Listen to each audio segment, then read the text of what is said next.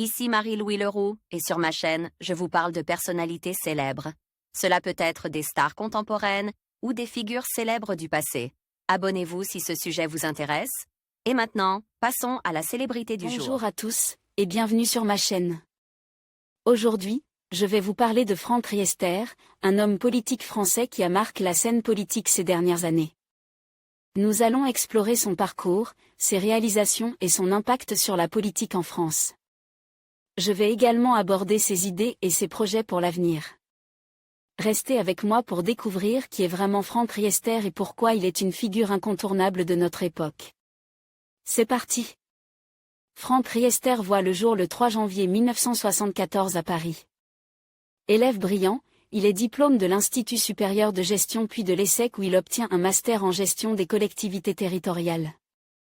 Après une première expérience professionnelle dans une entreprise d'audit, il rejoint l'entreprise familiale Riester SA, des concessions automobile Peugeot, fondée par son grand-père.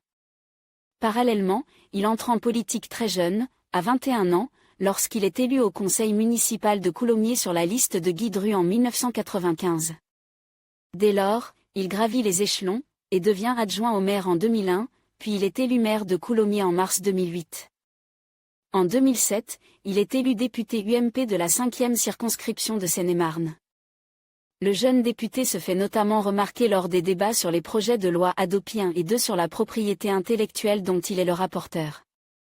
En 2012, lors de la campagne présidentielle, il est porte-parole adjoint de Nicolas Sarkozy. Il est nommé en 2013 secrétaire général adjoint de l'UMP.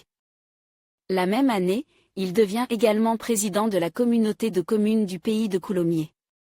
Lors des élections législatives de juin 2017, il est réélu député et adhéré au groupe Les Républicains Constructifs, UDI et indépendants.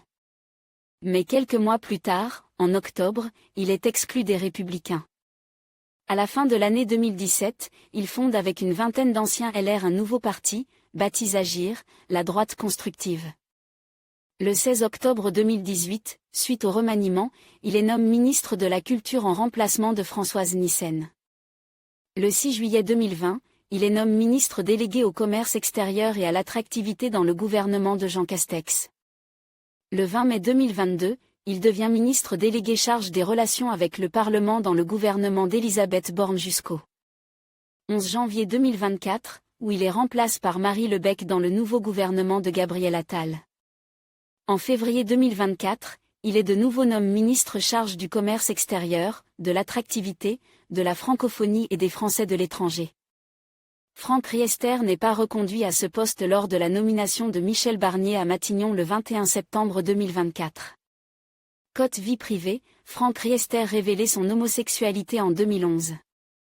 En conclusion, Franck Riester est une figure marquante de la politique française, ayant occupé divers postes clés au sein du gouvernement. Son engagement en faveur de la culture, du numérique et de l'économie témoigne de sa volonté de moderniser la France tout en préservant son patrimoine. À travers ses initiatives, il a su naviguer entre tradition et innovation, faisant de lui un acteur essentiel dans le paysage politique actuel. Merci de nous avoir suivis pour explorer le parcours de cet homme politique influent.